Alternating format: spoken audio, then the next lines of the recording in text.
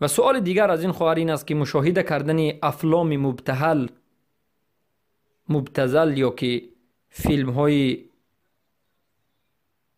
غیر مؤدبی که امروز در اینترنت ها به نهایت پهن شده است، یعنی فیلم های همجنسگرایی یا که فیلم های این همه علاقه های جنسی که حرام است، مشاهده کردنش حرام است، اگر یک مرد مشاهده بکند آیا زنش طلاق می شود یا نه؟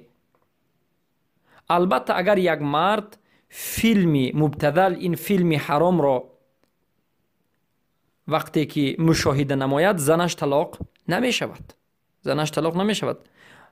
اما این گناه به نهایت بزرگ است. سبحان الله، گناه به نهایت بزرگ است. برادر را و دیگر برادران را نصیحت میکنیم که از این عمل زشت دست کشند و حتی توبه بکنند، زودتر توبه بکنند و خود را با قرائت قرآن و با ذکر و با تسبیح و با نماز و با درست کردن عقیده تبابت نمایند. بارک الله فیکم.